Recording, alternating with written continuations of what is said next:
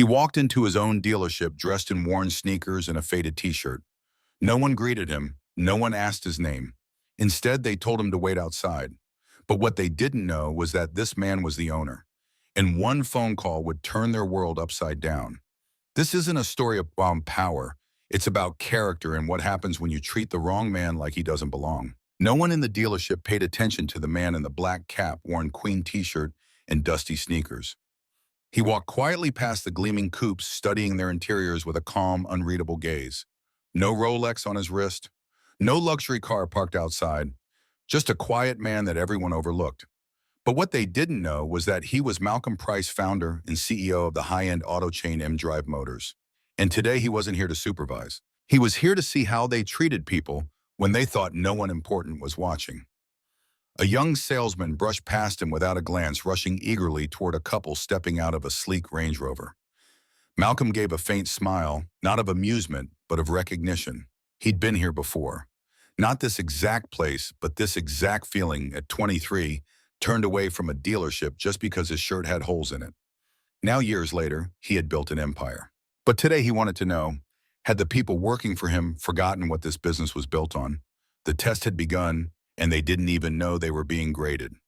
Malcolm stood beside a silver coupe worth $250,000, and his finger trailing along its sculpted body like he was searching for something deeper than surface. He waited. 5 minutes, then 10, then 15.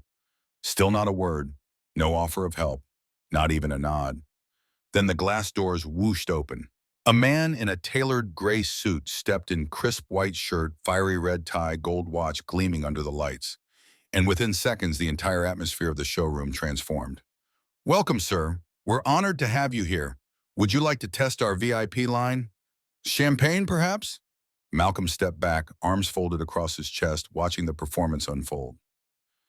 The man in the suit was greeted like royalty, and Malcolm, he'd been invisible for 30 minutes. When you have nothing left to lose, most people speak out. But Malcolm didn't. He preferred to let people condemn themselves before he pulled the curtain. And that curtain was about to rise. Finally, Malcolm walked toward the reception desk. His voice was polite, composed. "Excuse me." The woman behind the desk didn't even lift her eyes. Her face was sharp, her lipstick glossy red like lacquer, and her tone colder than the marble underfoot. "Sales reps are all busy," she said curtly. "If you're just browsing, we ask that customers wait outside." Malcolm blinked. Not out of shock, but because her words perfectly echoed the anonymous complaint he'd received a week ago. Outside, he repeated. "Yes," she replied flatly. "Unless you're seriously looking to purchase, we can schedule an appointment." Before he could answer, another man appeared. Older, rigid posture, graying hair. His name tag read Ralph Donahue, sales director. Ralph's eyes traveled down to Malcolm's sneakers, then back to his face. "This dealership serves a particular clientele," he said, his voice measured. "Are you sure this is the right place for you?" Malcolm didn't flinch. They hadn't just failed to recognize him, they were convinced he didn't belong. Malcolm didn't argue. He simply reached into his pocket, pulled out his old Galaxy S10 and tapped one name in his contacts. The call was short. "I need you here. Now." He slid the phone back into his pocket and calmly walked back to the coupe. Behind him, Ralph went on schmoozing the man in the suit. The receptionist whispered something under her breath and laughed. A young salesman in the corner eyed Malcolm and muttered to his coworker, "Some folks are just here to waste time." Malcolm heard it, and he knew every word, every dismissive gesture, every smirk was being recorded by the dealership's hidden security audio. In a matter of minutes, they'd find out just how costly their assumptions were. Because sometimes the quietest man in the room is the one who signs your paycheck. And the moment of truth was closer than any of them could imagine. The revolving door gave a soft hiss, and a black Rolls-Royce Phantom glided into the front drive like royalty had arrived. The vehicle slowed with deliberate grace. A tall man in a charcoal suit stepped out. He adjusted his cufflinks, a glint of his Patek Philippe watch catching the light, and swept the dealership with a sharp, commanding ahs from him. Then his eyes locked on Malcolm. Inside the room stilled. 3 salesmen who had ignored Malcolm just minutes ago jumped to their feet. The receptionist smoothed her blazer. Ralph stiffened visibly. The suited man walked straight toward Malcolm. No champagne, no small talk, no hesitation. "Apologies for the delay, mister. Price, he said with quiet deference. Malcolm nodded as if this was just another day. But for the others in the room, it was as if a ghost had materialized. Ralph took a shaky step forward. I'm sorry, I don't believe we've met. The suited man turned, face unreadable. I'm David Linford, regional manager, and I believe you are the one I was sent here to see. The air inside the showroom thickened like someone had pulled the plug on all the music and warmth. Marissa, the receptionist who had just told Malcolm to wait outside, now looked frozen hands hovering above the keyboard, unsure of her next move. Ralph swallowed hard, his eyes flashing red with embarrassment. David didn't raise his voice. He didn't need to. His gaze alone stripped the showroom down to its core. So this is how you welcome customers, he asked, his tone polite but laced with steel. No greeting, no curiosity, just judgment and exclusion. Ralph tried to force a smile. This is clearly a misunderstanding. We didn't know, no, Malcolm interrupted, voice calm but firm. You didn't need to know who I was to treat me with decency. He stepped forward, eyes level with every person in the room. I didn't come here to be pampered. I came here to see if the people I trusted had remembered the values this company was built on. He let the silence sink in before finishing each word like a scalpel. You've just answered that for me. And with that, the room felt smaller than it ever had. David didn't wait for further permission. He pulled out his tablet, tapped into the internal employee network, and started inputting names. Ralph took a nervous step back. You can't possibly... This isn't a conversation, Ralph, David said coolly without looking up. The violations are clear. We don't tolerate discrimination or condescension. Not here. He turned his head toward Marissa, whose hands trembled as she stood behind the desk. Marissa, you're on the security footage. Your words, your tone, all logged. She said nothing. Her lips parted, but no defense came. A younger salesman shrank against the wall, his breath shallow. Malcolm stood still, not shouting, not gloating. It was his calm that cut the deepest. You judged me by my phone, my shoes, my shirt, he said. But what if I really had been just another man walking in off the street? Would you have done the same to him? No one answered, because the truth had already answered for them. You, Malcolm said, turning to the youngest salesman in the room, the one who had whispered, just wasting time. The young man jolted. Me, what's your name, Eli? He muttered, voice barely audible. Eli, Malcolm repeated, slow and deliberate, like carving it into stone. Have you ever walked into a place and had people look at you like you didn't matter? Eli nodded weakly. Yes, sir.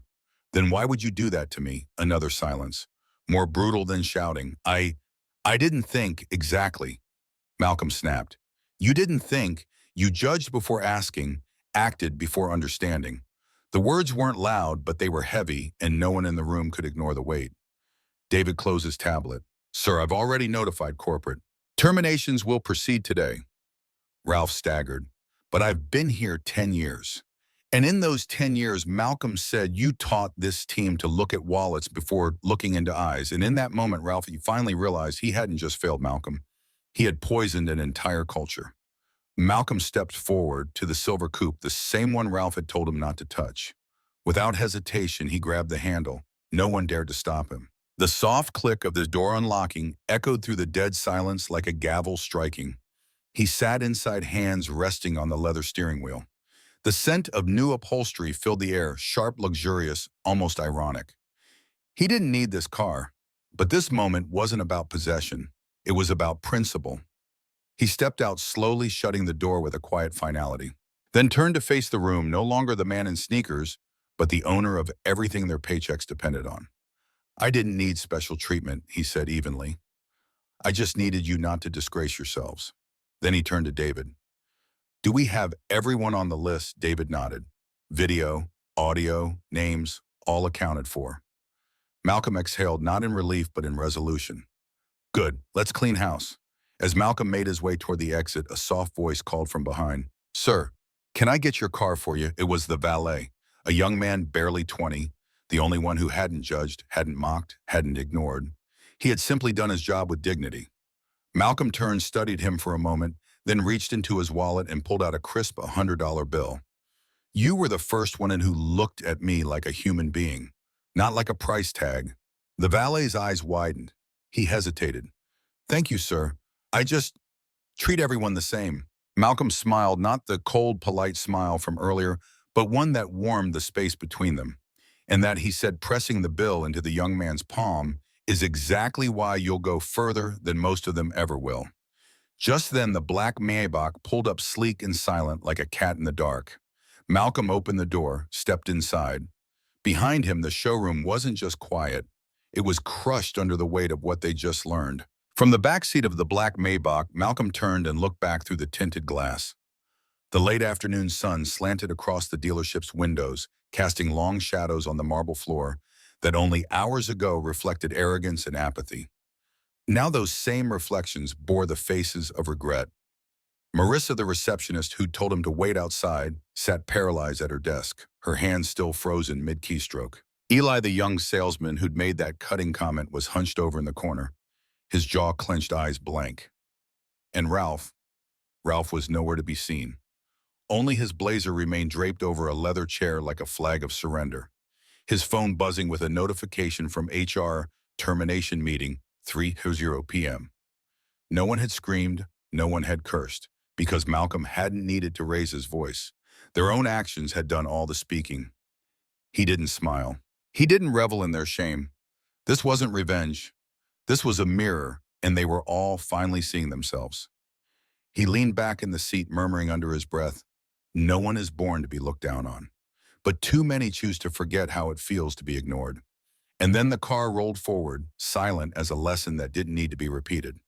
As the Maybach cruised down the boulevard, Malcolm unlocked his phone and opened an old note titled Foundation. The first line was a quote from his father. "If you build a house on rotten bricks, don't be surprised when it crumbles." Malcolm had believed he'd built a fortress, from washing second-hand cars to owning luxury showrooms in 3 states. But even fortresses rot not from wind or fire, but from neglect. This was his reminder. That's why he still wore beat-up sneakers, still used his 10-year-old phone, still dressed down, because he never wanted to forget where he started, or what mattered. David, seated beside him, broke the silence. "Do you want me to write a formal report? One for the board?" Malcolm nodded, "and attach the security footage from today. Send it to every regional director." David blinked. "What message should I include?" Malcolm didn't hesitate. Respect isn't a side policy, it's the foundation. And if the walls of his empire were starting to crack, then it was time to rebuild brick by brick, starting with the truth. The car pulled up to a quiet corner cafe. Malcolm stepped out alone and asked his driver to wait. He didn't want luxury, just a seat, a table, and strong espresso. Inside, he sat at a weathered wooden table watching the world pass by through the glass, still wearing the same worn tee, still unnoticed, and still judged. He caught a glimpse of a construction crew walking in. Men covered in dust and sweat, shoulders slumped from a long shift. They walked to the counter, but the barista turned her attention instead to a man in a navy blazer who had entered just behind them. Malcolm saw it again, the hierarchy of perception. It followed him everywhere. He approached the register and said to the barista, "Put their order on me. Get them whatever's best here." The men looked up in confusion. One started to protest, but Malcolm just smiled. "You've worked all day. You've earned it. And don't let a suit ever decide how much you're worth." He returned to his seat. Sometimes the person who looks the least impressive in the room is the one holding the room together. David joined him at the cafe a few minutes later, sliding into the chair across from him with a quiet sigh. "You know," he said, "this is the 4th time this year you've been misjudged in one of your own showrooms." Malcolm didn't respond at first. He just stirred his espresso slowly. "I know," he finally said, "but this one cut deeper. I thought the flagship would be better." David hesitated. "Do we go public with this, or keep it internal?" Malcolm looked out the window where the construction crew sat enjoying their coffee, grateful, relaxed. "Internal. But I want a new training video company-wide. Not about sales targets. Not about closing techniques." David leaned forward. Then what Malcolm's voice was soft but certain. How to look people in the eye before looking at their wallet. He stood, placing a few bills on the table. "I can't force kindness, but I won't keep paying people who perform decency like it's part of a script." David nodded. That wasn't a slogan. That was a new company policy. As Malcolm stepped out of the cafe, his phone buzzed. A text lit up the screen. It was from Darius, the valet. Thank you, sir. I didn't know who you were, but I'll never forget what you taught me today. Malcolm paused, rereading the message. Then, without thinking, he added Darius's number to a group in his contacts labeled Internship 2025 Candidates. David noticed. You're bringing him in. Malcolm nodded. The kid did his job with respect, with no idea who I was. That's leadership in its rawest form. David smiled faintly. Maybe that was the one good thing that came out of today. Malcolm looked up, his eyes distant but clear. We've seen what's rotten. Now it's time to plant something better. He stepped into the car, letting the door close behind him. The streets blurred by outside, but inside the vehicle, one thing was razor sharp in Malcolm's mind. The empire he would rebuild wouldn't be built on titles or suits. It would be built on people who knew what it meant to care before judging. Malcolm stepped out of the cafe, the early evening wind brushing across his face as golden light spilled gently over his shoulders. The city moved past him, hurried, distracted, self-involved. No one stopped, no one noticed. But Malcolm stood still, eyes scanning the faces, the backs, the silhouettes of people just surviving.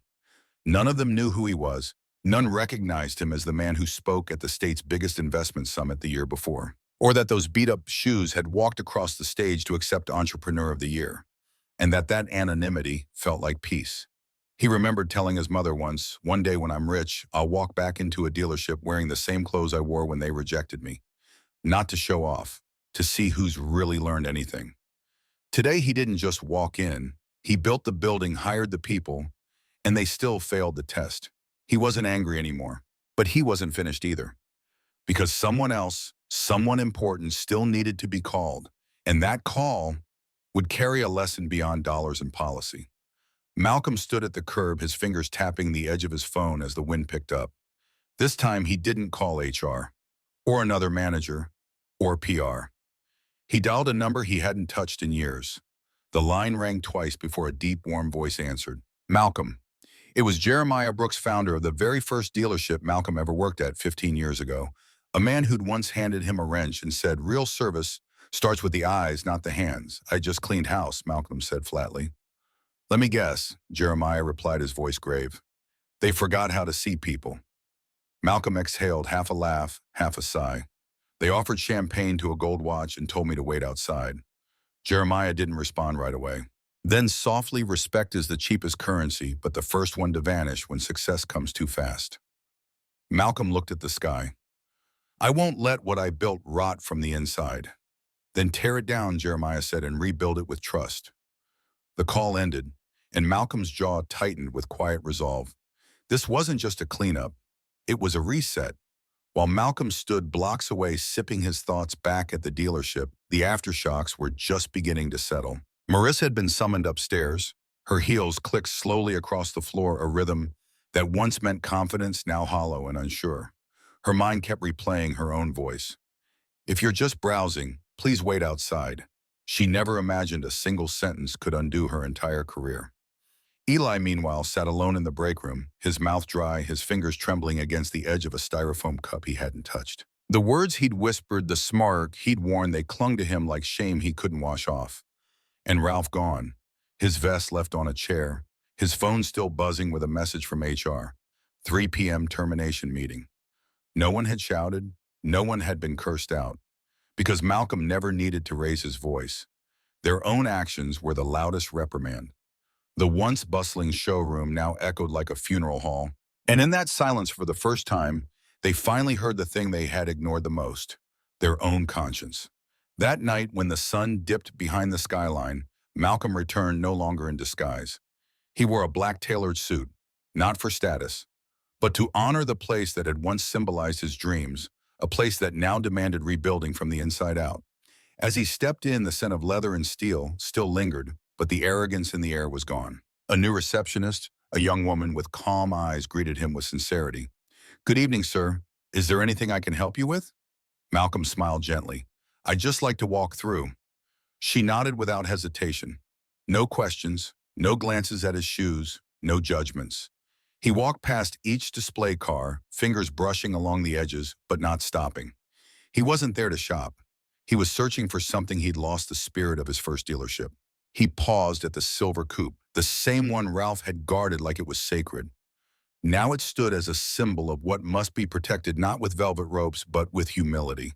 And Malcolm knew tomorrow the rebuild would begin. But tonight he walked to remember why he started. Before leaving, Malcolm ascended to the second-floor office where David waited a printed proposal on the table. "You want to restructure the entire floor?" David asked, though he already knew the answer. Malcolm nodded. "Not just here, everywhere. From how we greet customers to how we stand when someone walks in without a watch or designer shoes." David opened a folder and slid a flash drive forward. Surveillance footage, audio from the lounge, ready to go to leadership. Malcolm took it, his eyes shifting to the wall where portraits of top performers once hung. Many of those faces would be gone by morning. He placed the flash drive in his pocket. "No one got fired today for missing a sales quota," he said quietly. "They got fired because they forgot how to be human." He stood and walked toward the elevator. In the reflection of the chrome doors, he didn't see a CEO in a suit. He saw a man who had once been humiliated on a showroom floor. And now that man would rebuild his empire not on policies or numbers, but on a culture rooted in something rare: dignity. The next morning, before the sun had fully crested over the high-rise skyline, a middle-aged man entered the dealership. He wore a faded shirt, slacks with fraying seams, and shoes that had clearly walked more than their share of miles. In his hands was a large white envelope, not flashy, not polished, just thick, and clutched like something too important to lose. The new receptionist, a young woman with gentle eyes, immediately approached him. "Good morning, sir. How can I assist you today?" The man gave her a weathered smile. "I'm here to buy a car, the silver coupe." She didn't ask if he had an appointment. She didn't glance at his shoes. She simply offered him a seat, poured a glass of water, and treated him as if he had walked out of a Bentley, not a bus stop. From the second floor, Malcolm watched quietly, leaning against the glass railing. He didn't interrupt. He didn't need to. Because finally his dealership had remembered what it meant to welcome a human being. And that silver coupe, once a symbol of arrogance, was now about to become a symbol of earned dignity. Later that day, as David cleaned his desk, he noticed a brown envelope tucked neatly on the corner. No sender's name, no label. He opened it. Inside was a single sheet of paper, handwritten in careful, steady strokes. "To the one inheriting principles worth keeping. If you're reading this, it means you saw the same thing I once did. People being valued based on their shoes, not their stories. I was once welcomed with a borrowed suit and turned away with my own overalls. Thank you for forcing me to remember why I ever cared about this job. I resign not with resentment, but with recognition. R.D." David didn't need to guess. And Malcolm, when shown the letter later, said nothing for a long time. Because some exits are louder in silence. And some people only remember who they were or they've been stripped of who they pretended to be. 2 weeks later, the dealership reopened, not just with fresh paint or new lighting, but with new people. People who weren't hired for charm, but for how they looked others in the eye during the interview, for how they spoke to the janitor on the way in, for how they listened before responding. At the front lobby, a new plaque had been mounted, engraved in brushed steel. "Every customer deserves to be greeted with respect." And beneath it, in smaller letters, "Because you never know who you're serving." The ribbon-cutting ceremony was led not by a board member, but by Darius, the young valet, now a full intern in the M-Drive mentorship program. Malcolm stood beside him. No speech in hand, no spotlight needed. He simply said, "We didn't rebuild this place to show off. We rebuilt it to make things right." And when the room burst into applause, it wasn't for a new launch. It was for a new mindset.